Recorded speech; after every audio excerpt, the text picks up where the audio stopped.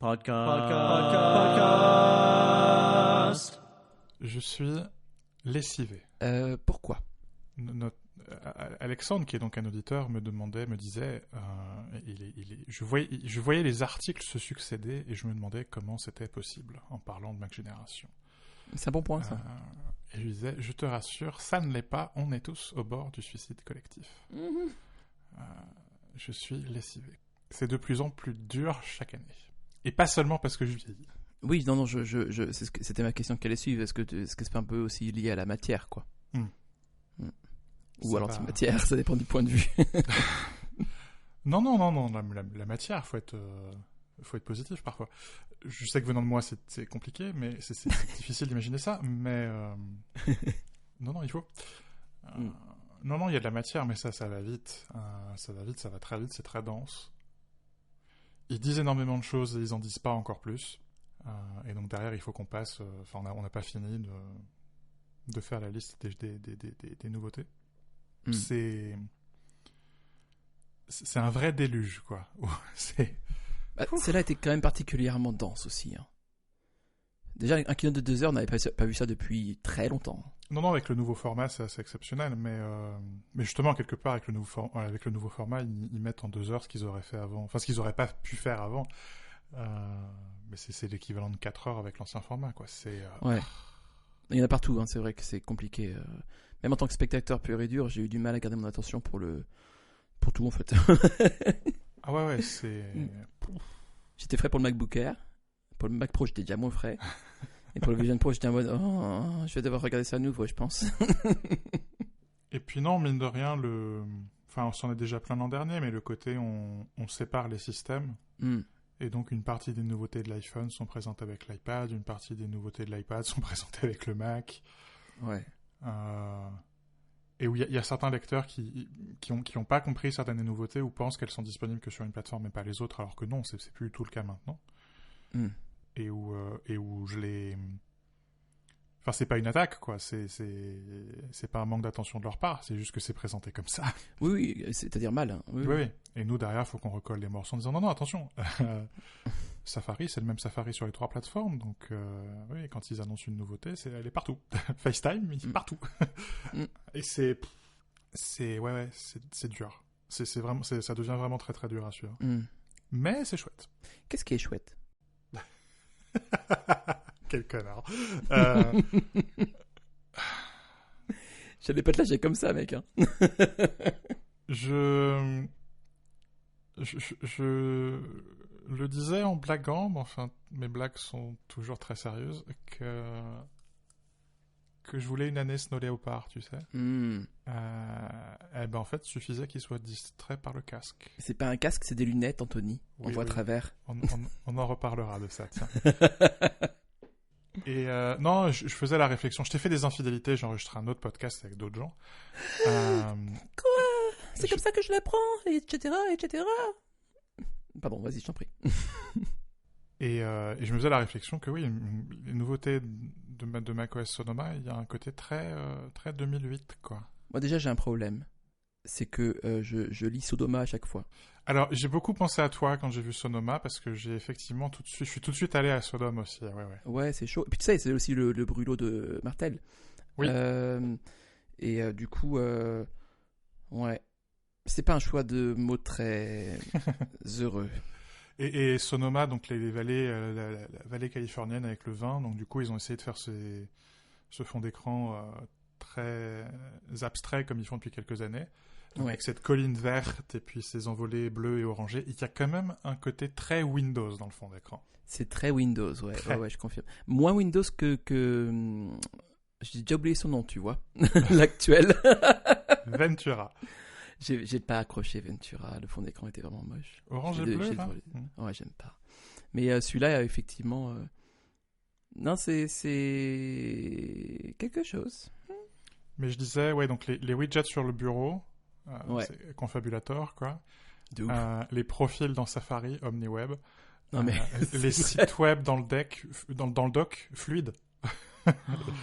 Le remplissage automatique des formulaires PDF, Skim.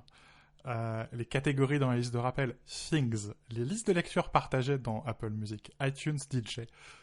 Oh mon dieu, iTunes DJ. C'est 2008. Oh, macOS Sonoma, c'est 2008. Est-ce qu'on est arrivé au point où ça y est, l'informatique est devenue une mode et du coup, en tant que Mais mode, c'est ça, elle est il y a un cyclique. cycle. Aïe, aïe, aïe, aïe, aïe, Et donc aïe. Apple qui a mis des widgets partout, puisqu'on a même des widgets maintenant sur l'Apple Watch dans la pile intelligente, là. Partout. Partout, et donc va passer les 10 prochaines années à tuer les widgets. C'est la conclusion logique. Elle a sherlocké tout le monde, elle va se sherlocker elle-même Mais oui. pour ensuite re-sherlocker. Ouais, c'est un Ouroboros. Mais ce qui est dingue, c'est que donc t'as évidemment l'attention médiatique sur le casque. Mais franchement, t'enlèves le casque, c'est une bonne dub d'ici, quoi. Franchement, oui. Il y a quand même 2-3 trucs dans les systèmes, quoi. Ah bah il y a à boire et à manger, il y a beaucoup de choses. Et il y a des choses surtout, enfin, j'ai été... il y a beaucoup de choses qui m'ont beaucoup plu, mais celle que j'ai en tête là, qui me rapproche le plus d'une conversation qu'on avait déjà sur le futur de l'Apple TV, c'est celle justement de tvOS. Avec... Enfin, vivement que ça arrive, ce device. Je sais pas s'ils auront le courage de le faire un jour, mais ce serait bien, quoi. Le petit HomePod avec une caméra et tout. Ouais. On en discutait avec des collègues parce que t'as aussi... en fait, il y a des trucs assez étranges. Donc, il y a FaceTime sur Apple TV, effectivement. Ouais. Il y a aussi le mode... je me souviens jamais son nom, là, mais le mode, l'équivalent du mode table de nuit, mais sur l'iPhone. Oui. Standby, je sais pas quoi. Standby, c'est ça. Qui ne marche pas sur l'iPhone. Ça a envie d'être sur un écran de la taille d'un écran d'iPad. Évidemment. Donc tu le vois, le Nest Hub d'Apple, il va arriver, il est là. Encore un appareil sur lequel il y aura des widgets par ailleurs. Il y aura même que ça. Pour... Non mais et ce sera très bien. Et d'ailleurs, tu le vois aussi un peu dans les widgets de l'écran de verrouillage de l'iPad. Le côté, il y a l'heure, il y a le fond d'écran. En plus sur Sonoma, le fond d'écran peut être animé. Oui, c'est vrai, c'est très joli d'ailleurs. Il y a des widgets par-dessus qui sont des widgets translucides sur l'iPad et le Mac. C'est pas comme sur l'iPhone, c'est des widgets qui prennent la couleur de l'écran. Et ces widgets-là, tu les retrouves justement dans le mode standby de l'iPhone. Le mode standby n'utilise pas les widgets normaux de l'iPhone. Donc tu sens qu'il y a un truc. Tu sens que cet appareil, il arrive. Une réflexion, ouais. Et je me demande si FaceTime sur Apple TV, c'est la même chose. Et donc c'est que... Non, on va pas utiliser l'iPad en caméra de continuité. On va avoir un device au pied de la télé avec une webcam. Ou si c'est au contraire l'inverse, qui est... on tue cet appareil, on l'avait dans les bureaux mais on l'arrête, et finalement on va faire l'iPad et le Mac en caméra de continuité. Je sais pas si j'ai envie d'être optimiste ou pessimiste là-dessus. Oui, on est à un point d'inflexion, enfin, c'est clair que là c'est l'un ou l'autre effectivement, il peut pas y avoir cohabitation plus longtemps que ça. Mais cette année c'est particulièrement transparent, l'iPhone qui va filmer avec leur nouveau format, donc ils ont inventé un nouveau format vidéo à IV. Pour le casque, c'est évident qu'on va avoir ça sur l'iPhone. Enfin, c'est sûr. Et si c'est pas celui-là, c'est le prochain, mais voilà, ça arrive très vite. Oui, mais c'est évident. Qui va filmer alors, je sais pas s'il faut appeler ça la 3D, mais enfin, qui va filmer en profondeur, quoi, c'est évident. Ils ont pas parlé de trucs stéréoscopiques, non? Ouais, c'est grosso modo ça. C'est on filme avec plusieurs caméras à la fois, et du coup, il y a un effet de profondeur. C'est pas complètement de la 3D, mais il y a un effet de profondeur. Ça va être super pour le porno, ça. Mais totalement. Et tu l'auras un peu par défaut comme les live photos, quoi. Donc tu t'en rendras pas compte et tu filmeras en 3D. Et quand tu achètes le casque, tu auras magiquement tes photos et tes vidéos en profondeur. Ce sera sympa. Mais ça fait quand même beaucoup entre ça plus le mode standby plus la FaceTime sur Apple TV. Enfin, ça fait beaucoup de choses un peu télégraphiées, quoi. J'aime bien. Quand c'est comme ça, ça rend mon travail plus facile. J'aime bien. Oui. oui. On a senti l'itération. Et ce qui fait pas de mal. Enfin, ça fait pas de mal pour une fois, quoi. Depuis longtemps, Federighi nous fait des trucs à base de grandes nouveautés et tout, et qui tiennent pas trop. C'est cool qu'ils aient pris le temps de se poser un petit peu. Non, et puis c'est une boîte très systématique, donc qui montre l'échafaudage de temps en temps, parce qu'ils le font quand même de temps en temps. C'est assez, je trouve ça assez agréable. Ça rappelle aussi qu'il y a quand même des humains derrière la machine et que ces humains ils bossent et qu'ils doivent parfois y aller un peu comme ça. C'est un peu pénible, mais ils doivent y aller étape par étape. Alors c'est vrai que quand t'es pris dans l'entre-deux, c'est un peu frustrant, mais là l'entre-deux est tellement évident, si tu veux. Ce qu'il y a au bout est tellement évident que t'es prêt à prendre ton mal en patience, quoi. Oui, les jalons sont clairs. Ouais. Du coup, effectivement, ça aide. Ouais, je suis d'accord. Après, voilà, je trouve que les systèmes sont très bien, tout ça. Et évidemment que comme un gros connard que tu es, tu m'as posé cette question parce que tu penserais que je taquerais directement sur le casque en disant c'est la fin du monde, quoi. Mais pas du tout, Anthony. Que vas-tu imaginer là? Rire gêné. Mais parce qu'en vrai, c'est toi qui veux dire ça, parce que moi, c'est bon, J'ai une question pour toi, Anthony. Je t'interromps hyper grossièrement parce que je m'en fous. Vas-y. Est-ce qu'avec le Vision Pro, t'es pas un petit peu pris dans le dilemme séparer l'œuvre de l'artiste, tout ça? Parce que, évidemment, je te vois contraint de décortiquer la technique, la technologie, tout ça, et tu le fais fort bien d'ailleurs sur ce site sur lequel tu travailles. Mais, mais, mais à l'intérieur, t'es un petit peu en mode j'aime pas trop ça quand même. Je t'ai fait une infidélité avec mes collègues Mickaël et Florian, donc. J'ai écouté en vrai, hein. C'était intéressant. Oui, et la première question de Mickaël, parce que lui aussi c'est un connard. On le salue. C'était genre, Anthony, est-ce que tu veux sauter à pieds joints dans la réalité virtuelle d'Apple? Il parle comme ça en plus, c'est vrai. Parce qu'il pensait... parce qu'il pensait que j'allais tomber dans son piège de manière aussi stupide. Et j'ai dansé dans ma réponse pour justement pas dire il faut séparer l'œuvre de l'artiste, quoi. J'ai tourné autour du pot, mais parce que oui, je suis forcé et contraint par mon job de quand même expliquer les technologies et parce que le progrès avance que dans une direction et on n'a jamais revenu en arrière. Ce serait incroyablement naïf que de dire qu'on reviendra en arrière. Et non, ces technologies, elles existent et il faut les expliquer. Ça m'empêche pas d'avoir l'avis que j'ai sur ces technos, et je crois que tout le monde le connaît, quoi. Enfin, sur les applications de ces technos, et je crois que tout le monde les connaît. Est-ce que m'a montré Apple et me détourne pas de ma... Je sais pas s'il faut appeler ça une rage primale, mais de mon avis sur la chose, quoi. Au contraire, ça renforce complètement, ça valide complètement mes arguments, et ça renforce complètement mon mépris total pour cette direction des technologies. Oui, s'il y avait eu un doute, je pense que même la méthode elle-même, rien qu'elle, les mots employés, les entourloupes à l'appel sont suffisantes en soi pour valider le fait qu'effectivement il y a quelque chose de... Il y a baleine sous gravillon, comme on dit, quoi. Mais je crois que tu as un avis encore plus... Je sais pas si c'est encore plus méchant que moi, mais encore moins calme que le mien. Je suis un peu torturé en vrai. J'aime bien dire en vrai. C'est parce que je suis jeune à l'intérieur. Trop. En fait, je suis un peu torturé parce que... T'as quand même écrit... Oui, merci. Persona ouvre la porte des enfers. Je dis ça très littéralement. Ce sera appliqué aux morts bientôt. Oui, c'est la sensation immédiate que j'ai eue. Je voyais le projet de Google Starlight. C'est ça, Starlight? Ça doit être quelque chose comme ça. Où tu vois les gens. Déjà, je suis un peu genre super. Mais tu recrées une personne et tu l'animes comme une marionnette avec des impulsions électriques comme ça. Enfin, c'est diabolique, quoi. C'est juste diabolique. Tu peux pas faire ça. Tu peux pas. C'est pas possible. Et tu peux pas te dire genre c'est super en fait. Non, c'est pas possible. Y a rien qui va. Ça s'appelle. Je pense que c'est. Non, je pense que c'est vraiment il y a quelque chose de l'ordre du blasphème là-dedans. Mais d'un autre côté, j'aurais 3500 boules, j'achèterais pour tester, tu vois. C'est ça le truc, c'est que je suis un peu une pupute, tu vois. Donc c'est pour ça que je suis un peu torturé. C'est que je testerai peut-être pas cette fonction-là, enfin ou je sais pas, mais je vois l'injure, tu vois. Je pense qu'il n'y a pas d'autre moyen que de l'interpréter comme une injure. D'un autre côté, je suis qui je suis, quoi. Et comme dit saint Paul. D'où vient que... Non, c'est saint Thomas, excuse-moi. D'où vient que je voudrais faire le bien et je fais le mal? C'est parce que je veux pas assez faire le bien. Voilà. Je crois que c'est Thomas. Je crois que c'est saint Thomas. Anyway. Du coup, voilà.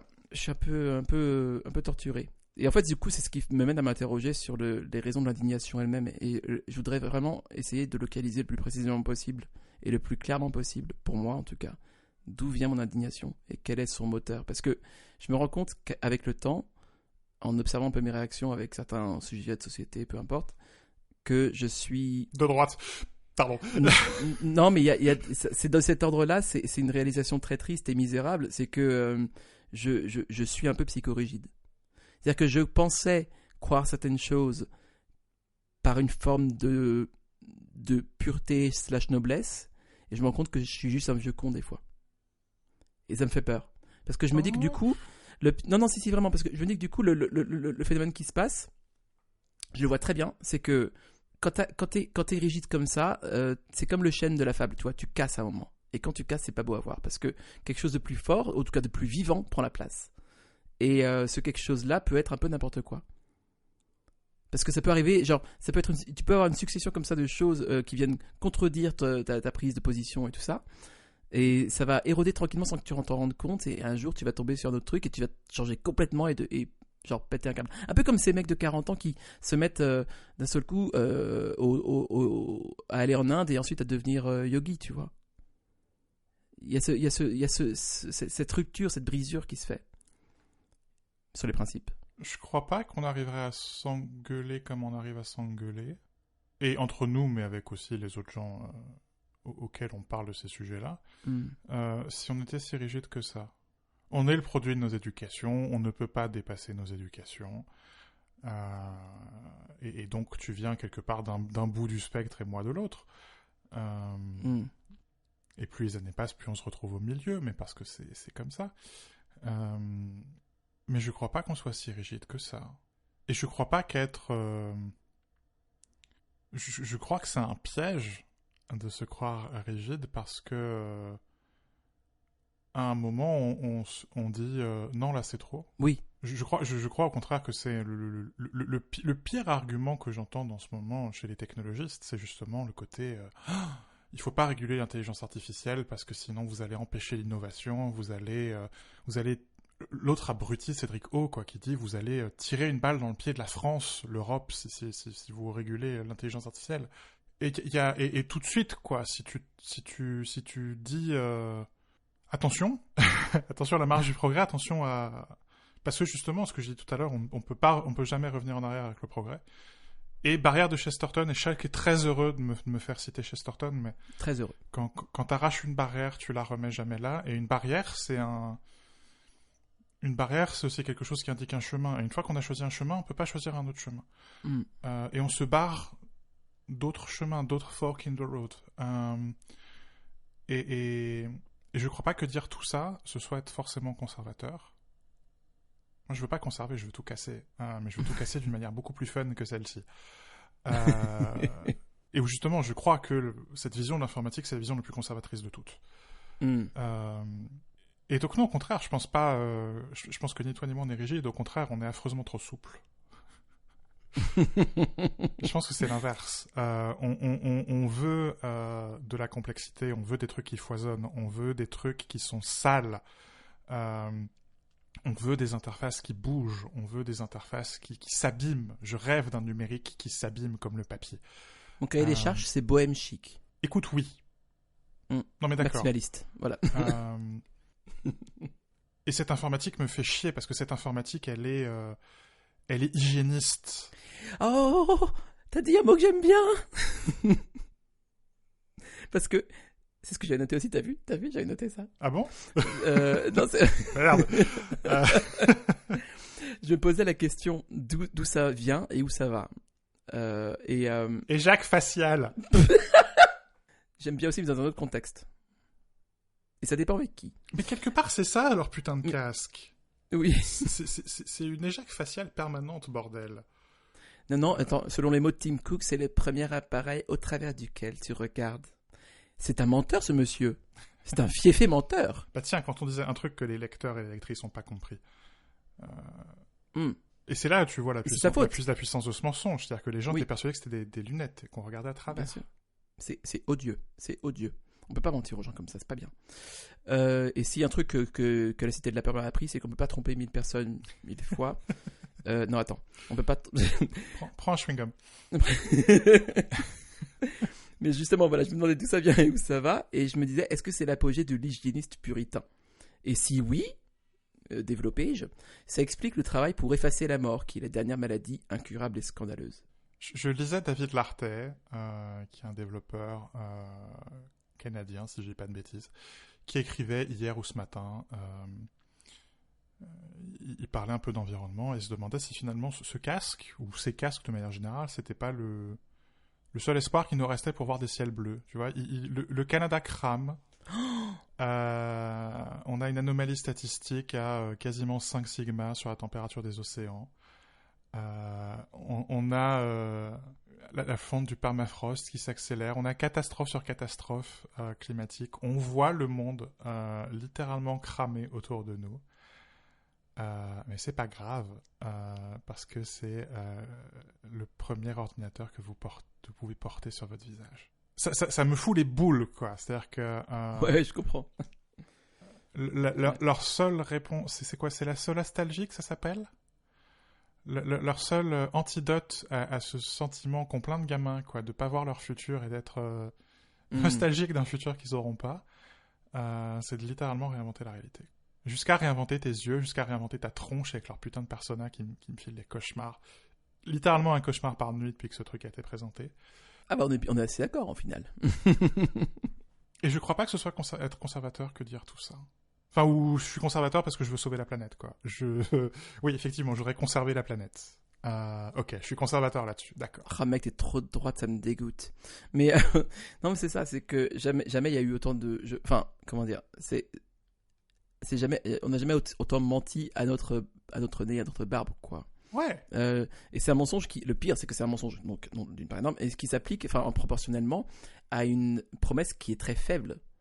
C'est-à-dire que ça n'intéresse pas vraiment les gens qui... Enfin, ça répond pas pour l'instant à un besoin réel, sauf le besoin peut-être, comme tu le dis très bien, de se réfugier à l'abri d'un monde devenu hostile à l'humanité, quoi. Mec, des apps iPad dans l'espace, quoi. Non mais, à la fin, on parle de ça, quoi. C'est un iPad que tu portes sur ton nez.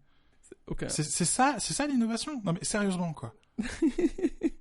14 caméras, 2 processeurs, ouais. 2 écrans 4K avec le pitch le plus faible de toute l'industrie. Micro OLED, enfin le top du top de la pop de la technologie, le triomphe de l'humanité que ce casque est, quoi. Technologiquement, c'est une putain de merveille. Ouais. Tout ça pour projeter des applications iPad au-dessus de ta table basse pendant que la planète brûle. C'est pareil, l'œuvre de l'artiste. L'œuvre de l'artiste, tu l'as là. Hein. L'interrogation que je me faisais sur justement le bien fondé de mon indignation, c'était aussi que, ou en tout cas essayer de remonter à la source vraiment, enfin la source réelle, quoi. C'est que ce genre de produits, pour l'instant, c'est des produits qui sont enfin le taux d'usage, on sait, est très faible. On les achète et puis on les pose, quoi. Enfin, c'est un truc qui prend un peu la poussière. Et les usages pro sont peut-être les seuls qui tiennent éventuellement, mais en perso, ça tient. Pour l'instant, en tout cas, ça tient pas. Sauf que ce soit le truc qui nous relie à un semblant de nature un jour, effectivement, ça arrivera peut-être. Je sais pas. Et du coup, ça me faisait m'interroger sur est-ce que c'est un moulin à vent, est-ce que c'est un arbre qui cache la forêt, est-ce que ceci, cela, tu vois, parce que soyons honnêtes, quoi, si ça passe sous les 800 balles un jour, j'en aurais sans doute un chez moi, tu vois, pour voir un film, un concert, voilà, je sais pas, mais est-ce qu'il y a est-ce qu'il y a problème, outre le truc de persona, tout ça, par rapport à l'usage du truc, quoi. Je sais pas si c'est très clair ma question. Si, mais c'est un argument que j'entends au bureau aussi, qui est tu vas trop loin. Ou justement, on renverse mon argument qui est non mais ça va, quoi. C'est juste des applications iPad qu'on te met devant le nez, c'est pas non plus la fin du monde, quoi. Et puis c'est bon, quoi. Dans l'avion, de toute manière, il y a rien d'autre à faire que de regarder Netflix, donc regarder Netflix dans ton casque, ça change rien. Le choix de film à regarder dans l'avion, dans la publicité, il y a rien qui va. Hein. Non. Il y a rien qui va. Parce que alors là, dans le genre film qui te fout la gerbe au bout de 30 secondes dans l'avion, c'est pas mal. Et on parle de Everything, Everywhere, All at Once. Qu'on salue. Et oui, effectivement, tu peux renverser mon argument et renverser mon argument pour me décrédibiliser. J'ai aucun souci avec ça. C'est pas ce que je voulais faire. Hein. Je précise. Mais c'est la colline sur laquelle j'ai toujours été prêt à mourir et c'est la colline sur laquelle je mourrai. Je ne veux pas de ces technologies. Ça ne m'intéresse pas. C'est tout. C'est pas juste un désintérêt, c'est même carrément un dégoût, là, on peut le dire. Oui, bien sûr. Enfin, t'imagines quand même, enfin, je crois qu'on n'insiste pas assez sur je dirais pas jusqu'à dire que c'est satanique, mais sur les personas. Ça l'est pourtant, oui. Non, peut-être pas ça. Blasphématoire, mais pas satanique. C'est-à-dire qu'on t'enferme dans un casque. On n'est pas dans la réalité virtuelle, on est dans la réalité mixte, qui est encore plus dangereuse que j'ai moins d'arguments contre la réalité virtuelle que contre la réalité mixte et la réalité augmentée. Parce que la réalité virtuelle, le deal, il est simple quelque part. t'es dans un casque pendant le nombre d'heures que tu peux supporter le casque dans un monde qui n'existe pas. On réinvente pas la réalité. On crée une autre réalité. Et le modèle mental est très simple, et il n'y a aucun mensonge à aucun moment. C'est-à-dire que quelque part, le métavers de Zuckerberg, il est... Et plus honnête. Oui, j'ai moins d'objections. C'est vrai. La réalité mixte, donc on filme ton environnement, on le projette dans un écran, donc en fait, l'écran fait écran avec la réalité, et prétend présenter ta réalité, mais il présente ta réalité déjà en la manipulant. Ok. Donc on t'enferme dans ce casque, on projette tes yeux à l'extérieur, c'est-à-dire qu'on fait un double mensonge, on fait un mensonge de l'extérieur vers toi, oui, et un mensonge de toi vers l'extérieur. Oui, tout à fait. Il est pas mal, parce qu'il y a un double écran, donc on fait doublement écran à la réalité, avec leur casque. Je trouve ça assez sympathique. Donc on en est là. Ce casque, donc, dans le setup, tu le tournes vers toi pour scanner en 3D ta tronche, et tout un tas d'intelligence artificielle, parce que évidemment, intelligence artificielle et réalité virtuelle, fallait mettre les deux trucs en même temps, et nous faire cette espèce de gloubi-boulga de buzzword. Insérer ici mon rente habituel sur ces gens, sont paniqués, ils ont peur, c'est une technologie de la peur, ils mettent énormément d'argent pour invoquer le futur, comme les sorcières invoquaient des trucs, quoi. C'est littéralement, on jette un sort, on conjure, c'est ça. Tout à fait. J'aimais bien ça. On conjure le futur à coups de milliards de dollars. Et effectivement, c'est une très bonne manière d'inventer le futur. Aucun souci avec ça. C'est valide comme argument. Mais donc voilà, on scanne ta tronche en 3D, et donc on crée une persona. Donc on t'isole dans ce putain de casque, et le seul moyen de recréer du lien, c'est de projeter, non pas toi, mais un mensonge de toi, une interprétation informatique de ta gueule. Ok. Donc attends, on a un écran qui ment vers l'intérieur, qui ment vers l'extérieur, qui ment à travers le réseau dans les casques des autres. Ouais. Ouh là là. Ça fait beaucoup de mensonges. Ça fait beaucoup, hein. Ouais. Non, c'est vrai. Ouais, c'est de la merde finalement. Non, j'irai pas jusque-là. Technologiquement, c'est un putain de triomphe, il faut le dire. Oui, celle-là, et puis les prochains seront encore mieux. Oui.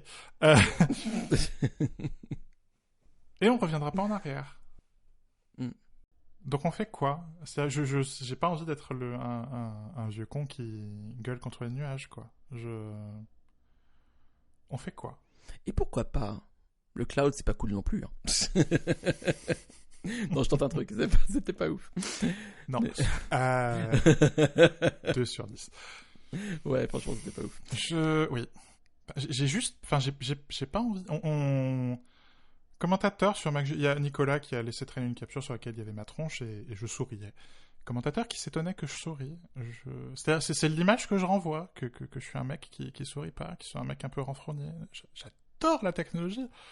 C'est précisément parce que j'adore la technologie que je déteste ces produits-là. Ces produits-là, c'est la mort de la technologie, c'est la mort de tout ce qui est intéressant dans la technologie.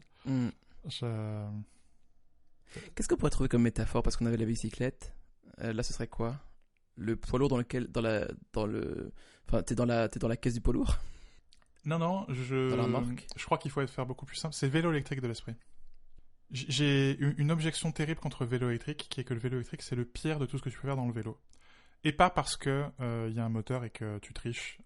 Au contraire, je pense que c'est très bien d'avoir un moteur électrique et de permettre à des gens, d'augmenter des gens quelque part. Et de permettre à des gens, notamment des femmes, et notamment des femmes âgées, de prendre leurs petites jambes et de les faire mouliner plus vite qu'elles ne pensaient qu'elles pouvaient mouliner, et du coup être plus libre. Je trouve que justement cette application de technologie est fantastique. On prend un moteur électrique, un truc qui technologiquement est couillon, quoi. Ça fait quand même quelques centaines d'années qu'on sait faire ça. On met ça sur un vélo, et soudainement ça transforme le vélo. Le souci du vélo électrique, c'est que c'est tout ce qu'on a mis autour du moteur. Et que le vélo, qui est le truc encore aujourd'hui qui est super facile à réparer tout seul, j'adore aller à la maison du vélo et filer un coup de main à la maison du vélo les samedis, même si en ce moment j'y vais relativement peu, parce que tu vois des gens de tous âges qui viennent avec leur vélo, qui ont peur de changer un pneu, de changer une chambre à air, qui savent pas faire ceci, faire cela. Tu leur apprends, parce qu'on répare pas à leur place, on leur apprend à le faire, les mains dans les poches, quoi. Et moi-même, j'ai énormément appris justement d'autres participants qui justement m'apprennent des choses que je savais pas faire avec mon vélo. Et les gens repartent en ayant réparé eux-mêmes leur vélo. Tu peux faire ça avec un vélo, c'est un des rares objets encore aujourd'hui dans notre quotidien où tu peux le faire. Et où c'est pas plus difficile de réparer ton frigo, mais personne ne le fait. Ça fait peur. Et un vélo, bizarrement, ça fait pas peur. Mais à partir du moment où tu mets un moteur électrique, tu caches, c'est plus une chaîne, c'est plus un dérailleur, ça devient des moyeux, ça devient des engrenages. Tu mets un contrôleur, tu mets de l'électronique. Bosch qui a déposé le nom de domaine ebike.com, quoi. C'est littéralement le vélo électrique, ça nous appartient, quoi. Tu mets du logiciel propriétaire, tu mets des pièces pas standards. VanMoof. Pourquoi VanMoof a réussi à lever des millions d'euros sur les marchés? C'est parce que VanMoof, c'est un vélo propriétaire. Va chez ton Vélociste réparer ton VanMoof, le mec il va te rironner, quoi. Il va te dire bah non, tu renvoies au fabricant. Et donc le vélo électrique tel qu'on le fait aujourd'hui, c'est le pire du vélo. C'est tout sauf le vélo. En fait, c'est une voiture. C'est ce que j'écris depuis le départ. Le vélo électrique, c'est la logique de la bagnole appliquée, de la bagnole, hein, pas de l'automobile, de la bagnole de bagnolard. Oui, j'entends. Bagnolard, c'est pas mal. Appliqué au vélo. Et le casque, c'est ça, c'est le vélo électrique de l'esprit. C'est bien. On a pris tout ce qui était beau dans l'informatique, on le dématérialise, on l'assainit, on arrondit les angles, tout est rond dans ce putain d'OS. T'as remarqué? Il y a pas une seule arête. C'est vrai. Il n'y a pas d'angle. Il n'y a pas une seule arête. Et voilà. Oui. Encore une fois, triomphe de la technologie. Je suis déprimé. C'est compréhensible. Regardez. Oui. Je vais boire une gorgée d'eau d'abord. Un de nos fameux épisodes à l'envers. Les meilleurs. C'est toujours les meilleurs. Alors, les meilleurs. J'ai envie d'un burger. Ah, je vais voir si on peut commander après. Ok, alors, j'ai fini les gouttes de d'hier. moi aussi. J'ai trouvé que j'ai trouvé que c'était vaguement inégal les épisodes, mais c'est tellement joli. Tu crois qu'on peut spoiler? Non, vaut mieux pas. Si? Non? Répondez. Faites un sondage. Je les ai entendus dire non par anticipation. Ouais, bah pareil. Disons qu'à un moment, Les Gouttes de Dieu, le titre, devient un élément d'intrigue. Et jusque-là, en fait, je savais pas du tout où ça allait. Et au moment où Les Gouttes de Dieu font leur apparition dans l'intrigue, 10 minutes avant la fin de la saison, tout devient absolument limpide. Et j'avais la réponse, quoi. Ouais, moi aussi. Oui. Moi aussi. High five. Je me suis senti tellement intelligent. Et donc oui, il y a les 10 dernières minutes. Ouais. Qui sont un peu plus évidentes. En vrai, c'est pas mal quand même. C'est pas mal. Enfin, ça m'a fait plaisir de voir quelque chose de joli, de vraiment très beau. De plutôt bien joué globalement quand même. Enfin, genre, j'ai pas vu de fausses notes sur le jeu globalement. C'est pas si mal, oui. Ça va, surtout pour une production à trois pays, quoi. Oui. Et je sais pas. Non, j'ai bien. Enfin, je pense que ça devrait exister plus les séries internationales comme ça. Et c'est. Alors, c'est jamais des enjeux terribles. C'est pas comme les premiers épisodes de la S3 de Ted Lasso. Bonjour à notre auditeur qui se reconnaîtra. C'est jamais des enjeux incroyables. Enfin voilà, c'est un peu crétin cette affaire d'héritage avec une cave à vin. Mais il y a toujours un peu de tension, quoi. Et où tu sens que cette tension, elle va crescendo, mais en même temps, quelque part, elle se désamorce. Oui, toute seule, tout à fait. Et il y a un côté feel good, mais feel good avec la tension, tu vois. Et ça finit feel good, quoi. Oui, mais c'est ça. C'est que la tension se désamorce parce que les gens se trouvent aussi eux-mêmes, dans un sens. Ça les confronte à une crise et ils sont forcés d'en sortir d'une manière ou d'une autre. Et donc c'est une tension productive. Et donc je trouve ça assez agréable à regarder. Contrairement aux 3 premiers épisodes de la S3 de Ted Lasso. Faudrait que je regarde, mais j'ai un peu la flemme. Et puis je t'ai tellement super bien vendu. Bah oui, du coup. Oui. Non, mais j'aime pas leur traitement de la maladie mentale, je crois. Anyway, j'ai vu aussi le document de The Verge qui s'appelle Lisa Steve Jobs sabotage and Apple the Secret Burial. J'aime beaucoup la direction que prend The Verge depuis quelques années. Je trouve que c'est vraiment hyper quali, autant les trucs écrits que les vidéos, les tests documentaires. Enfin, leurs vidéos surtout sont vraiment impeccables. Et les gens sont passionnés et ça se voit. Et ça suscitent l'enthousiasme parce qu'ils savent partager l'étincelle qui les anime, un peu comme toi, Anthony. Et il y a ce qu'il faut d'impertinence. Et je me posais la question justement, enfin, comment ça se fait que tu as un pauvre journal et des thunes comme ça? Ils avaient été lancés, je sais pas où, donc à l'époque c'était Joshua Topolsky. Je sais pas d'où il a fait cette connexion, mais il s'est connecté avec le réseau de sport SB Nation. Et en fait, SB Nation plus This Is My Next à l'époque, qui est devenu The Verge, c'est devenu Vox Media. Ok. C'est le noyau. Avec le...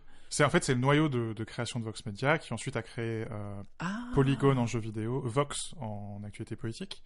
Je comprends mieux la qualité globale en fait de tout ça. Ok. Et Vox à l'époque avec Ezra Klein qui maintenant doit être au Times si je dis pas de conneries, et Matthew Iglesias qui a une très bonne newsletter. Ils ont acheté Recode qui était du Wall Street Journal, Mossberg et Kara Swisher qui partent du Wall Street Journal pour faire Recode et qui finissent chez eux. Curd, Eater, ils ont aussi repris le New York Magazine. Et à côté, en fait, ils ont bien joué la transition techno. Ils ont pas mal de devs et donc ils ont un CMS qui s'appelle Chorus. Ils ont une régie publicitaire avec une plateforme d'échange qui s'appelle Forte. Et donc ça, c'est des technologies qu'ils vendent par ailleurs à d'autres. Ils ont un studio de production qui s'appelle Vox Media Studios. Ils ont un nombre incalculable de podcasts. Et le podcast de The Verge, j'ai pas mal du tout. Et le patron, donc Bankoff, il est riche à millions. Donc ça c'est leur capital de départ. Et ensuite, ils ont fait entrer du monde au capital. T'as NBC Universal, Comcast, la maison mère, qui a quelque chose comme entre 15 et 20% du capital. Il y a Penske qui a mis de l'argent récemment. Penske, c'est Rolling Stone, Variety, Art News, enfin un peu des gros magazines, quoi.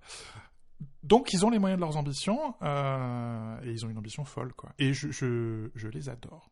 Ils jouent très bien sur tous les tableaux. Ils ont à la fois du truc très BuzzFeed, quoi, le contenu très SEO, et des dossiers super fouillés. Ils ont ces petits documentaires là depuis quelques temps qui sont très bien. Et ce que j'aime bien, c'est que les vidéos elles sont toujours accompagnées d'un article écrit. Oui. Ils jouent sur l'accessibilité, c'est très très bien. Si t'as pas le temps de regarder la vidéo, que tu ne peux pas regarder la vidéo, t'as l'article à côté. Et même chose pour les podcasts, les interviews. Leur podcast interview de Décodeur, l'interview est toujours transcrite. C'est une putain de machine de guerre. Mais ils ont une idée très claire de ce qu'ils veulent faire. Alors Topolsky qui ensuite est allé faire d'autres sites qui ont tous planté les uns après les autres, mais Nilay Patel qui était là dès le départ et qui est encore là. Brillant ce mec aussi. Qui justement incarne bien le côté. Alors on a un peu le même profil, il est grand et rondouillard. Il a un côté très jovial, mais en même temps très sérieux. C'est un ancien avocat ou en tout cas un ancien juriste. Et il y a de ça, quoi. Ils sont très sérieux, mais sans se rendre au sérieux. Oui, c'est ça. C'est vraiment un équilibre. C'est presque miraculeux. J'en suis, moi qui suis très optimiste, je me demande combien de temps ça va durer du coup, mais je suis très content que ça existe. Ça commence à faire 10 ans. Hein. Ouais, mais je trouve que, enfin, depuis, genre, je dirais 3-4 ans, la qualité est vraiment meilleure. Genre, ils ont passé une étape. Oui, non, mais ils ont recruté les personnes. Tu sais, alors j'oublie tous les noms par contre. Mais celle qui teste les AirPods et tout, je la trouve géniale. Oui, il y a, c'est quoi, c'est Becca Farsace ou un truc comme ça, c'est ça. Qui fait leur truc, qui fait aussi leur petit show photo. Ouais. Ils ont réintégré David Pierce qui était parti chez Wired, il me semble. Enfin, ce qui est bien, c'est que tout ce que la presse américaine compte de journalistes tech est soit passé par chez eux, soit va passer par chez eux. C'est aussi devenu quelque part une époque. Joanna Stern qui était passée chez eux, elle est maintenant au Wall Street Journal. Ouais, tout à fait. Non, c'est une belle aventure et je crois que ça doit nous donner aussi. En fait, ce qui est drôle, c'est que je vais pas les nommer, mais on a un groupe de presse et je mets tous les guillemets que je peux mettre autour du mot presse. C'est qui technologique qui s'est récemment vendu à un grand groupe de presse régional français.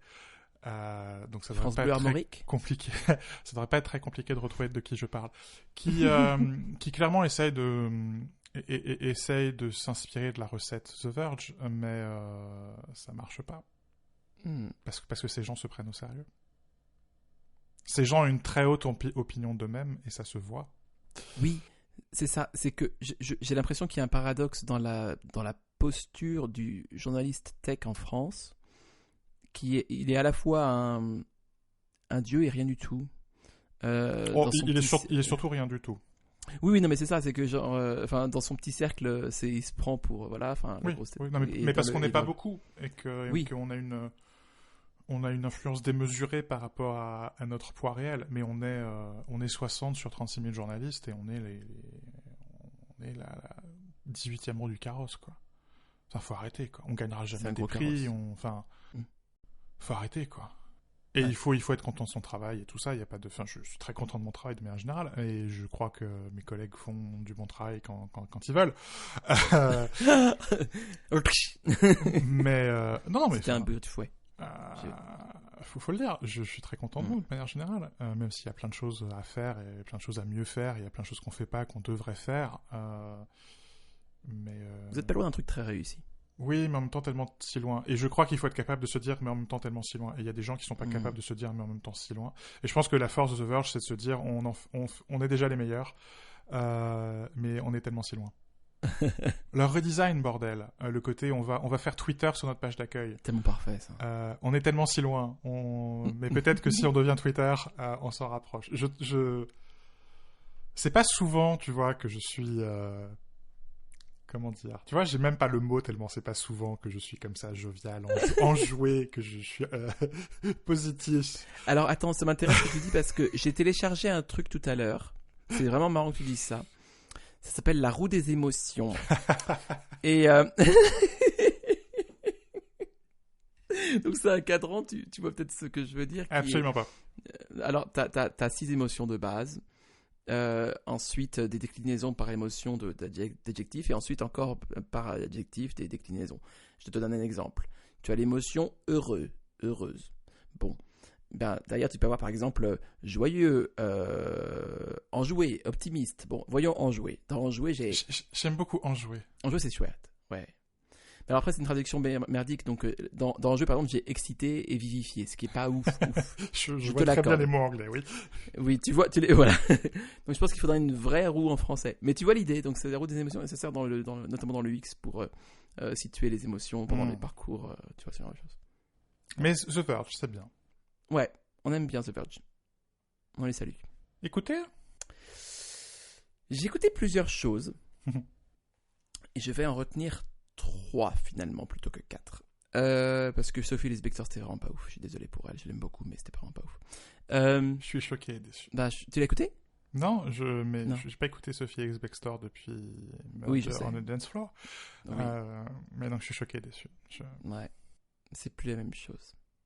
Je me suis accroché même quand elle a fait un virement, un virement, un virage, un virement. Quand elle a fait un virement folk, mais non, là j'ai pas réussi à rentrer dedans. Peut-être qu'il faut que je réécoute, mais j'ai la flemme de réécouter.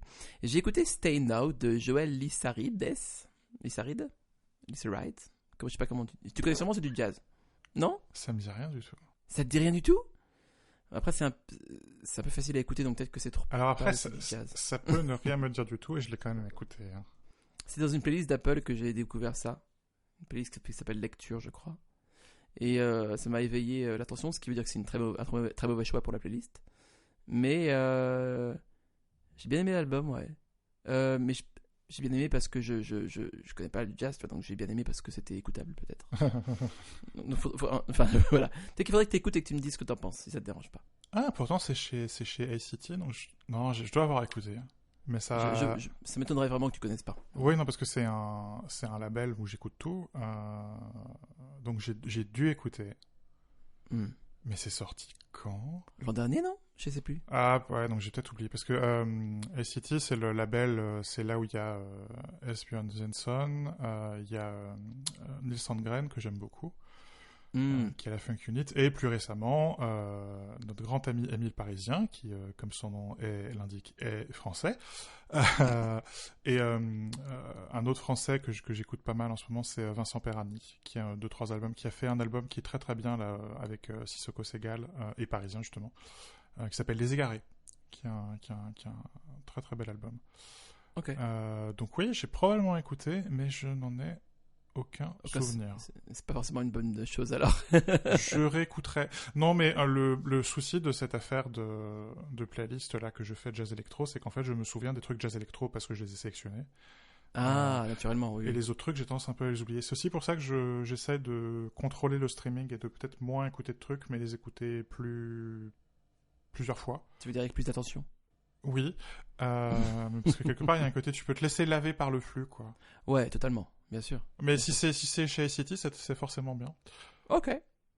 J'étais assez fier de moi, j'avoue, de caser cette référence, du coup je suis un peu déçu. Ah, non mais je t'applaudis quand même. Oh, merci. Par principe. J'ai besoin de plaire aux gens. Ok, j'ai aussi écouté The 1975, que j'avais entendu parler de ce groupe il y a très longtemps.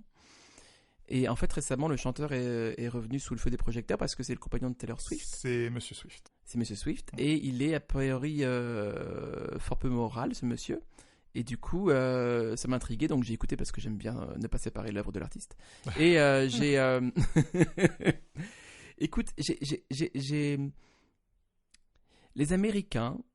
Je commence un truc déjà hyper raciste, putain. Ok, les Américains, c'est pas grave, vas-y, on s'en fout, on y va à fond. Les Américains, dans ce style particulier qu'est le pop vite fait rock, généralement, les groupes américains ont une forme d'enthousiasme ou de manière de, tu sais, très, très... Ils y vont à fond, quoi. Il y a un show, tu entends le show, en fait. Tu vois ce que je veux dire dans l'album? Ça va dans tous les sens, ça pétarade, ça brille, ça... Et c'est très vivant, et c'est très volubile, et c'est très énergique, et tout ça. Et j'aime bien cet enthousiasme de jeunesse, mais en fait, j'aime pas la musique plus que ça, donc j'ai laissé tomber. Mais je suis content d'avoir essayé. J'ai une hypothèse qui, je crois, est pas très originale, c'est que les albums américains sonnent comme la ville dans laquelle ils ont été enregistrés. Ouh. Tu vois, il y a un style Chicago, il y a un style Détroit, il y a un style Miami, il y a un style Memphis. LA. Il y a un style LA. C'est pas pareil si t'es à Malibu, si t'es plus dans les terres. Très d'accord. Il faudra regarder où cet album a été enregistré. Il y a peut-être un côté très californien, très la plage et le soleil, quoi. C'est soit ça, soit New York. Je sais pas, j'ai pas encore décidé. Ouais, New York, il y a un côté plus acide en général dans les... Bah, il se peut qu'ils en sont... Enfin, en plus, il y a une patte évidemment sonore sur plusieurs albums et je pense qu'il y a moyen qu'ils aient changé de localisation entre les albums. C'est très intéressant, ça. Et j'ai enfin écouté le projet de Tom York qui m'avait passé qui était passé sous mon radar. Comment on dit ça? Que j'avais raté, quoi. Échappé. Qui date de Ah oui, merci, qui m'avait échappé. C'est bien de parler français des fois. Et c'est sorti l'an dernier. Ça s'appelle A Light for Attracting Attention. Et c'est une réflexion que je voudrais creuser avec toi un jour, qui n'est pas ce jour-là. Ou peut-être que si. Mais en fait, est-ce que t'as pas l'impression des fois que il y a des gens, ils sont un peu attirés par tout ce qui est genre malsain, tu vois. Et ils essayent d'attirer tout le monde avec eux. Et de sorte que si tu n'aimes pas ce qu'ils font, on te dira que t'as pas de goût, parce qu'il y a un public réactif à ça et qui s'identifie avec ça. Et si tu aimes bien, bah t'es dans cette espèce de moule un peu informe, de genre c'est sale et puis c'est glauque, on aime bien, c'est de l'art. T'as pas l'impression que ça existe, ça? C'est la conversation qu'on vient d'avoir sur le Casse Vision Pro, non? Ah, peut-être, effectivement. Non? Un peu, il y a un peu de ça, ouais. Non, parce que York, tu vois, il est bon. Il est vraiment très très très très bon et j'ai aucun doute que ce soit un névrosé obsessionnel qui fasse beaucoup de musique et il fait de la musique bien, il est très bon. L'album est excellent. Techniquement et artistiquement parlant presque, mais je vais oser dire le terme, spirituellement c'est un mauvais album. Je pense que c'est quelque chose de profondément malsain et glauque parce que ce mec est profondément malsain et glauque, mais je peux écouter quand même et reconnaître le truc, quoi, de la qualité de l'art, quoi. Je crois que j'avais déjà mentionné la théorie des 3T, des 3T Télérama, qui est un ami d'une amie qui disait que quand il regardait pas les films qui avaient 3T Télérama, parce que peut-être que artistiquement ça avait un intérêt, mais qu'en général la moralité de Télérama faisait que ça n'allait pas, quoi, et que c'était presque de l'affichage bourgeois, les 3T Télérama, quoi. Que c'est quelque part une espèce de prétention à l'intellectualisme. Oui. Et peut-être qu'il y a un équivalent dans la musique, quoi. C'est certain. Des choses où tu devrais absolument écouter. Et c'est tout un univers. Et encore une fois, si tu rentres pas dedans, bah tu comprends pas. Ouais. Tu vois, t'es pas dans la caste, quoi. T'es pas... Ah non, le club est fermé pour toi. Ouais. On s'en fout, il pue la pisse, votre club. Comment je rebondis sur ça? Je ne sais pas.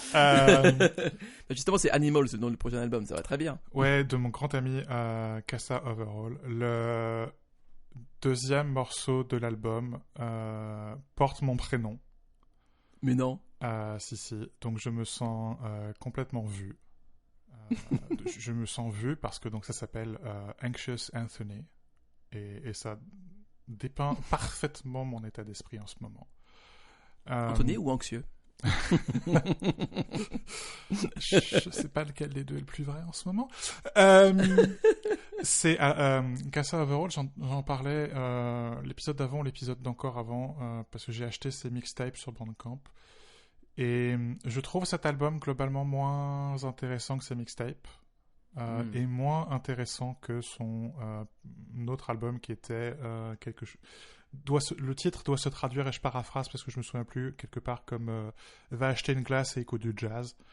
Ce qui, je pense, est un formidable programme pour cet été. C'est un très bon conseil. Et on va faire ça, toi et moi, cet été.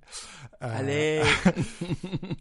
C'est plus décousu et il y a un côté. Il y a pas mal de jazz rap et les morceaux instrumentaux sont intéressants, mais parfois trop cassés. Il y a pas la liaison qu'il y a dans ces mixtapes où il a cette capacité de jamais avoir un temps mort dans 45 minutes et des liaisons qui sont très surprenantes parfois, mais très naturelles. Et là, c'est moins le cas. C'est plus choppy, quoi. C'est plus. Et les passages où il y a du rap chanté, notamment quand c'est des invités qui sont là, parfois sont très faibles, où il y a des paroles qui c'est pas qu'elles veulent rien dire, mais les phrases sont très intéressantes, mais quand tu prends les phrases les unes après les autres, ça fait pas un texte. Est-ce que c'est pas un peu l'effet tu sais, les majors qui demandent des featuring à tout prix, et du coup ça fait des albums qui sont un peu... Bah là non, parce que c'est très indé, donc il y a pas cette pression là, mais ça doit correspondre à un style de rap. Je connais pas suffisamment le rap pour savoir, mais c'est pas de la poésie, quoi. C'est pas phrase par phrase, c'est intéressant. Il y a des pépites parfois, mais oui. Il y a de très jolies harmonies. Il y a notamment un de ses backup singers qui a une voix incroyable. Il y a Theo Crocker qui joue sur cet album. Enfin, c'est un album que j'ai déjà réécouté plusieurs fois, que je vais continuer à réécouter. Un autre album que j'ai beaucoup écouté, et là pour le coup en boucle, c'est un album de Colin Stetson que je ne connaissais pas, qui s'appelle When We Were That, What Wept for the Sea, dans le genre phrase qui est très poétique, c'est joli. On dirait un titre de Lana Del Rey, tellement c'est joli. Il y a un peu de ça. Et c'est du jazz noise. Je sais pas comment le décrire autrement. C'est du jazz qui fait du bruit, ou du bruit avec des harmoniques jazzy. Et alors, exact. Oui.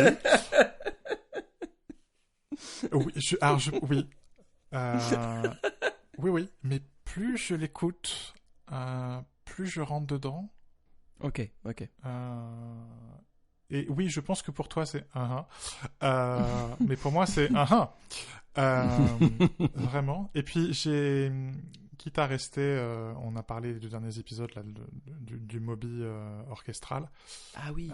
Chick Corea qui est mort il y a quelques temps maintenant. Il y a une vague d'albums hommages et il y a un album hommage par Ada Symphonica qui est un hommage symphonique.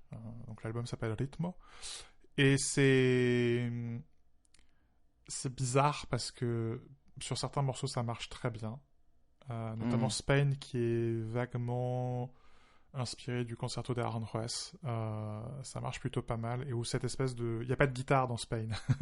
Donc entendre l'orchestre jouer sans la guitare qui normalement serait là au concerto d'Aranjuez. Et c'est intéressant, et c'est un orchestre qui est rythmique. T'entends les percus, t'entends les basses, et elles sont pas jouées, elles sont jouées pour faire de la rythmique, quoi, pas pour faire de la mélodie. Ok. Comme dans des pièces classiques. Donc ça marche pas mal. Et il y a des morceaux, je me suis vraiment fait chier. Des morceaux, ça marche pas du tout. Mais c'était pas mal. C'est tricky, hein, le jeu de l'orchestre est vraiment toujours...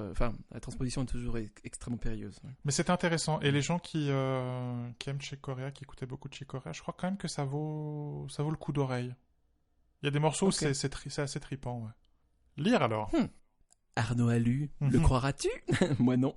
Non, c'est Godin. Je fais une parenthèse que... Qui parle comme ça? Non mais... Moi, Je fais du français sans le savoir. Non, en fait, j'ai réécouté aussi, genre, beaucoup de fois l'album de Lana Del Rey, le dernier, la semaine dernière. C'est vraiment un bel album. Mais je me demande si elle essaye pas d'attirer tout le monde dans sa dépression, elle aussi, un petit peu. On parlait des gens malsains qui essaient d'attirer, tu vois. Le côté un peu sable mouvant, tu vois. Peut-être faudrait que je l'écoute plus, alors. N'écoute surtout pas la chanson Fishtail, qui est... Ouais, terrible. Alors... Donc écoute là du coup. Alors qu'est-ce que j'ai lu ? J'ai lu sur The Verge justement, qu'on aime bien, de Victoria Song, Apple's Journal App Needs to Read the Room. Il y avait déjà eu une pièce d'elle auparavant, tu te souviens, sur les photos ? Ouais. Voilà, donc j'ai pas beaucoup à ajouter à ça, c'est-à-dire elle développe son point là-dessus. Et c'est vrai que on fait vraiment confiance aux machines et on devrait vraiment pas. Enfin, faire un souvenir avec une musique hyper upbeat sur l'enterrement de sa mère, c'est quand même chaud, quoi. C'est chaud, cacao. Ouais. Merde. On peut reconnaître une beat et dire à des gosses de pas le regarder, mais par contre, tu vois, genre, ça se voit, c'est quand même merde. C'est chaud. C'est juste chaud. Et enfin, sans compter tous les trucs avec tous les ex, et trucs comme ça, il y a plein de papiers là-dessus. Et on n'en parle pas assez, je crois. Non. Du fait que l'intelligence artificielle est vraiment extrêmement artificielle. Enfin, cette intelligence elle est superficielle. J'avais écrit un truc sur l'intelligence superficielle. C'est pas mal, ça. C'est pas mal. Et oui. En parlant d'intelligence superficielle, le papier du Financial Times que j'ai lu grâce à toi sur l'IA. Et évidemment, j'ai pas noté comme un con le nom de l'auteur qui est super connu. Ted Chiang. Merci beaucoup. Qui avait déjà écrit sur le New Yorker. Oui. Il me semble. Qu'on a beaucoup cité ces derniers mois. Un tout petit peu. Écoute, j'ai beaucoup aimé cet article parce que déjà il est bien écrit, c'est toujours un plaisir. Mais il y a 2-3 phrases qui cadrent un petit peu le débat. Il n'y a pas de débat, mais peu importe, ça le cadre quand même. Déjà sur la méthode de travail, qui n'a pas vraiment de rapport avec l'IA pour le coup, et c'est aussi bien comme ça. Et je pense que ça t'a forcément parlé, ça aussi. Le côté où c'est quand les idées viennent et s'en vont, mais qu'elles reviennent de manière répétée et insistante, que là, il y a besoin d'écrire dessus. Et c'est parce que c'est le seul moyen de se décharger de ça, d'une obsession qui commence à devenir gênante, quoi. Donc ça, c'était intéressant sur le processus créatif. Et le fait aussi de s'exprimer quand tu as... Parce que faute de trouver où que ce soit, ou de voir nulle part des gens qui expriment ce que tu as envie d'exprimer, quoi.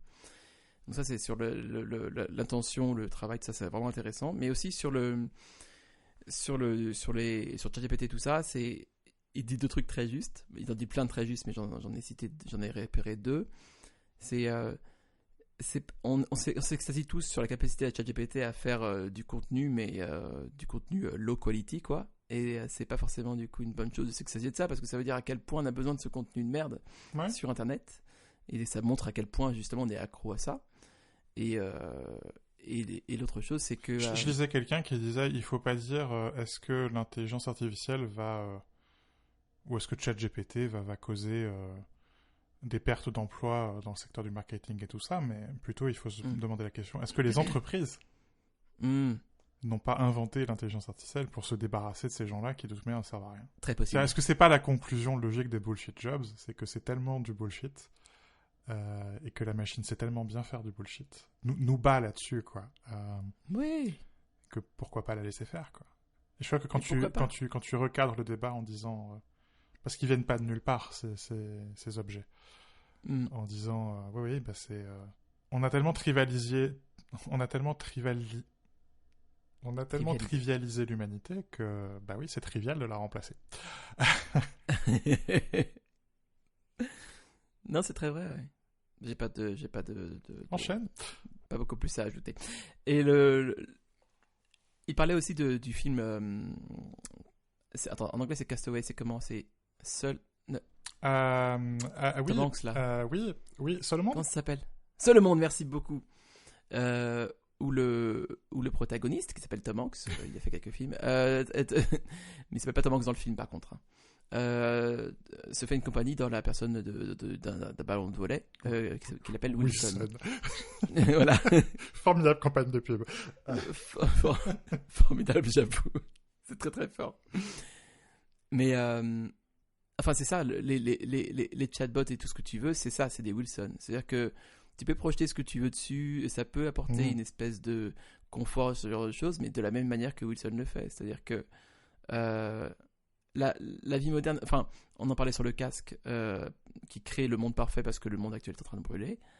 La vie a créé, a ruiné la vie sociale, le lien social, et ce lien social est monstrueusement recréé, peut-être sous forme d'IA de compagnonnage, quoi.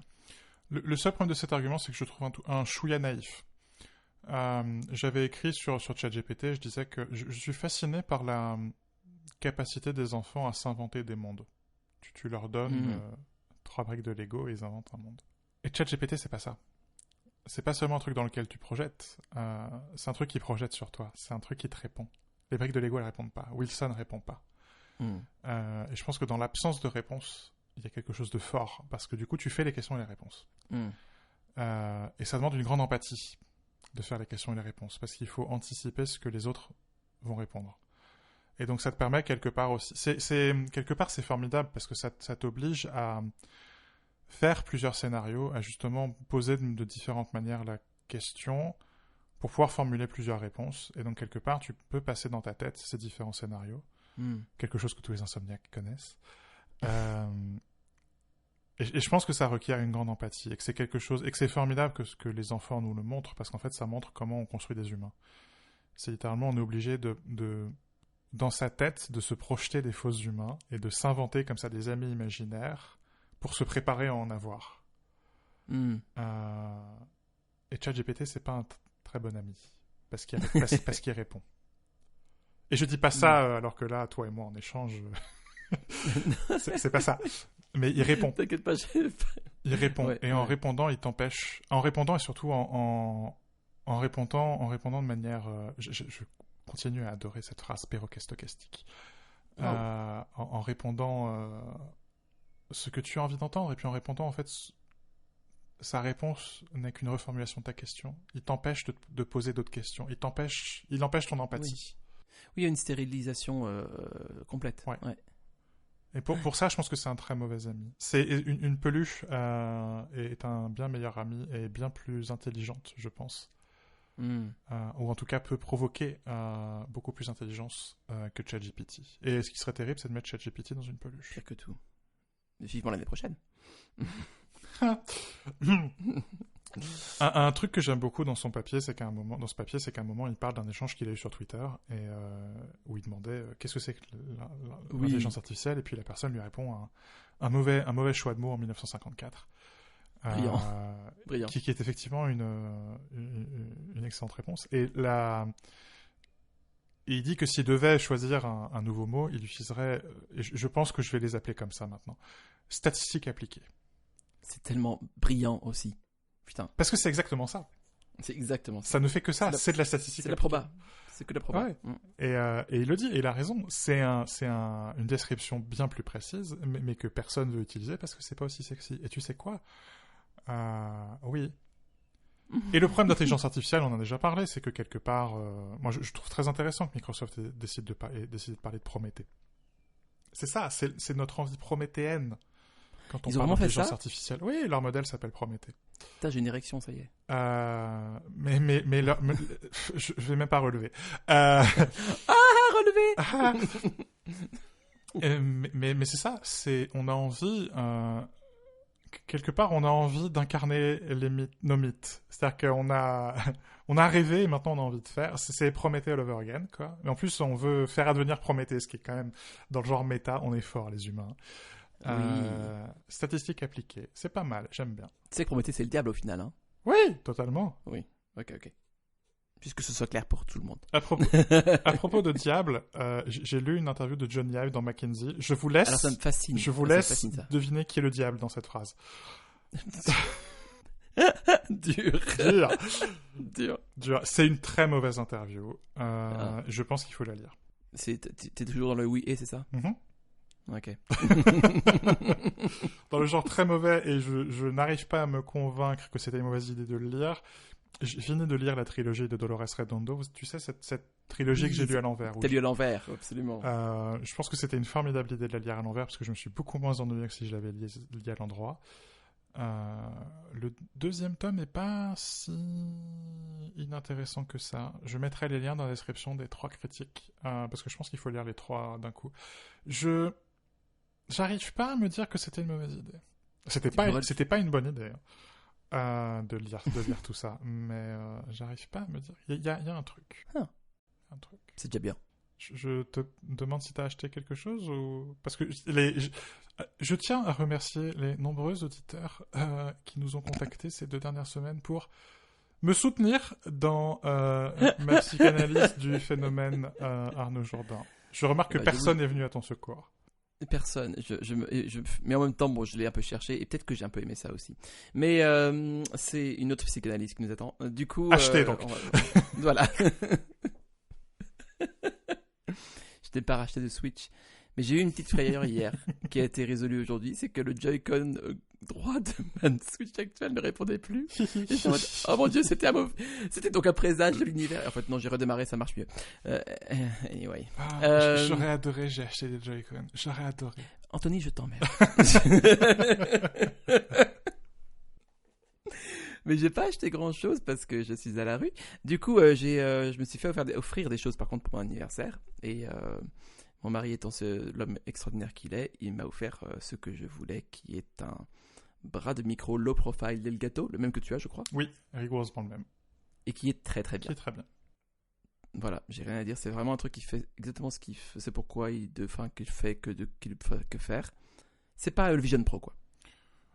Non, pour le coup, ça a zéro ambition. J'aime bien, je sais pas toi, le passe-câble qui est où c'est des espèces de magnétiques. Brillant. C'est tout con. Brillant. C'est vraiment tout con. Non mais tout le monde devrait faire ça. Des volets magnétiques que tu poses. Enfin, non mais génie. En fait, j'aime bien ce bras parce qu'il est. Enfin, c'est pas qu'il est stupide, mais il est stupide. Il cherche pas à être autre chose qu'un bras. Et c'est ça, la beauté de la chose, c'est que dans l'humilité, il y a de la grandeur. Et dans le désir de grandeur, il y a l'hubris et donc la décadence. Vous voyez, c'est pour ça qu'il travaille au marketing. La vie est paradoxale, Anthony. La vie est faite de ça. Pour toujours quelque chose de bien, il faut quelque chose d'horriblement chiant et fastidieux. Pour maigrir ou se muscler, il faut des années de sport. C'est chiant. Personne ne veut faire ça, sauf les névrosés. Pourquoi la vie est comme ça ? Pourquoi la vie est comme ça ?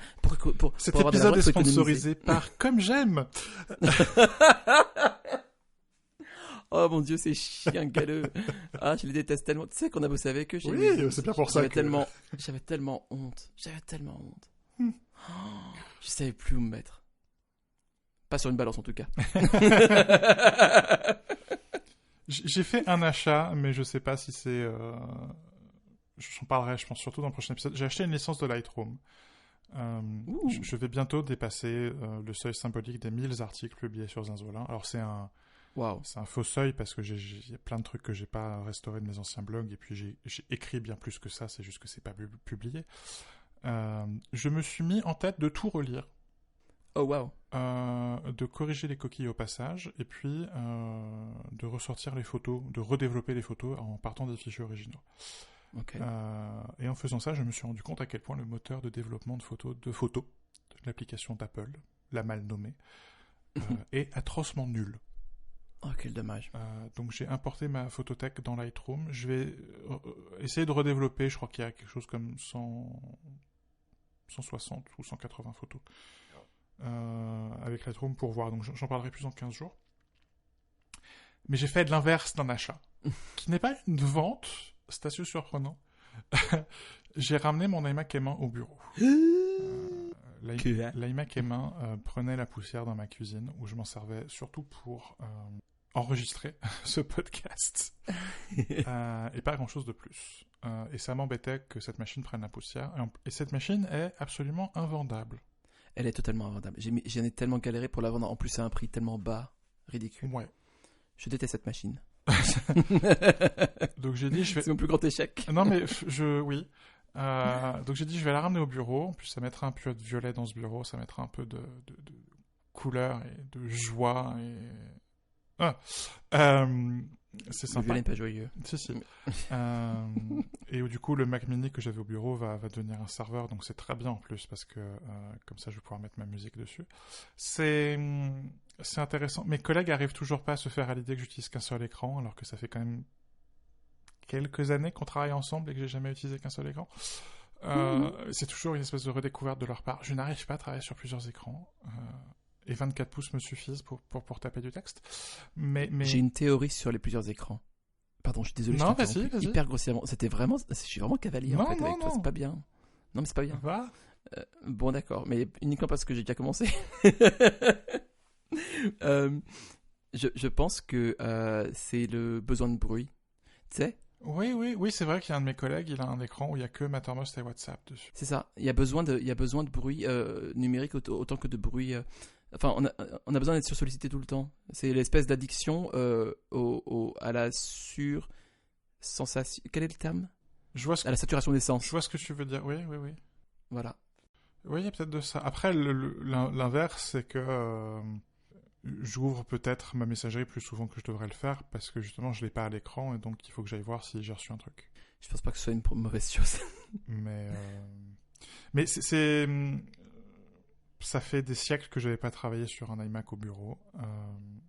Cette machine est fort sympathique. Du coup, mon bureau a jamais été autant dégagé.